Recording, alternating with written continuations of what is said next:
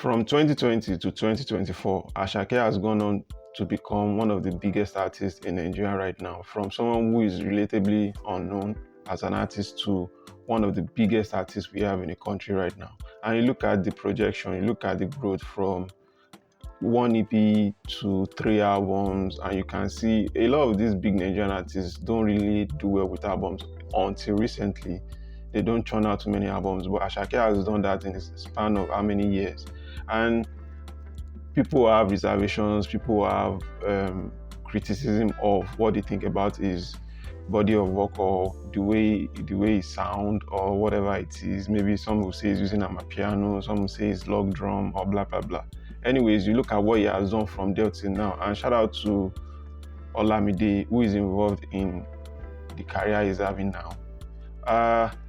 Yeah, he has another album out, Lungu Boy.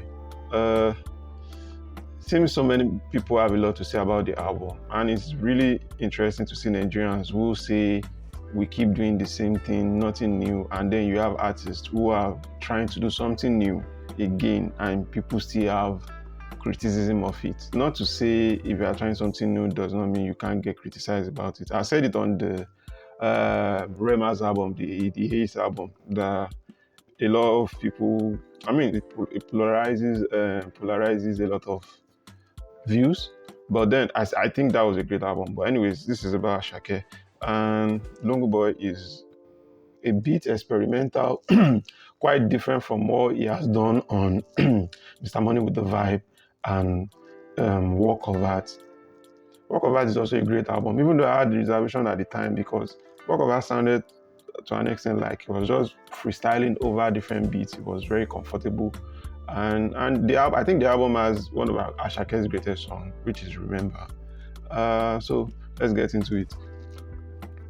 First of all, the intro of this Lungu Boy, I really appreciate him using Asha. I'm sure Asha will also be very, very happy to have someone like Asake using a song as an intro. If not, we won't have it there. So it's a very good intro. I think Asake is very, very good with intro, except for last year where he messed up the intro with the, Anyways, and the second song on the album, I love it. MMS. I loved it. I love it. I love Wizkid on it. I love Asake on it.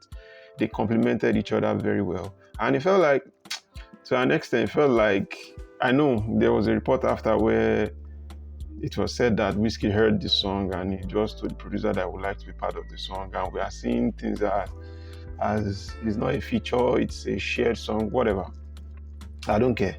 But this song is beautiful. I know Wizkid is more of the Wizkid thrives now on laid back beats and delivery. Doesn't mean he can't do anything that he wants to do on songs, but he seems very comfortable when he's on songs like this. It sounded like a made in Lagos track that didn't make it. So it's a very good, very, very good song. One of my favorite songs on the album.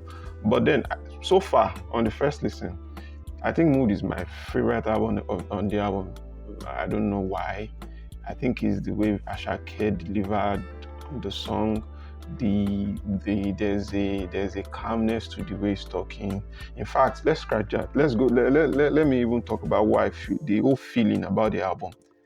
The whole feeling I have about this album is that it felt like Asake came out of therapy to record this album. It sounded like fresh out of therapy after all the success, because for someone who was relatively into doing different kind of stuff, backup singer from Barashagi, being in skits, doing all sorts of things, right? And now he's going to countries he probably never dreamt of going to, and he has thousands of people screaming his songs back to him. It's crazy. I don't know how celebrities get to live their life to try and be normal. So it felt like he's coming out from therapy and is really recording this album. You look at Mood, you look at the way it sounded on the intro, you look at the Wizkid song, you look at Mood. Something is different. I'm sure something is always going to be different, but this time it felt like he's recording an album that is at peace with himself, right? So that's the entire feel of the album that for on the first listen, this is what makes me feel. I like Mentality. Mentality is a song, I don't know, I just like it. I like Mentality. And also, okay, to be clear on how I talk about songs that I like on albums, I don't necessarily pick songs that were released as single before. Okay. So yes, Active is nice, even though the production seemed chaotic and it felt like the two artists were delivering differently to the same beat. I think these artists feel the same differently. Maybe Travis Scott was listening to something else while dropping his own bars or whatever. Asake was on another thing. It felt like two chaotic marriage brought together, and the producer did pretty well. But then the whole production sounds chaotic to me. It's probably one of the songs is going to be that will be nominated for Grammys or is going to push forward for Grammys. Between that song or maybe Wave, because I like Wave with Central C. It's a good song. The first time I listened to it, I liked it. I know people were like, "What is this?" You have those FCs and fanbase who sometimes are paid to do their job. Shout out to them.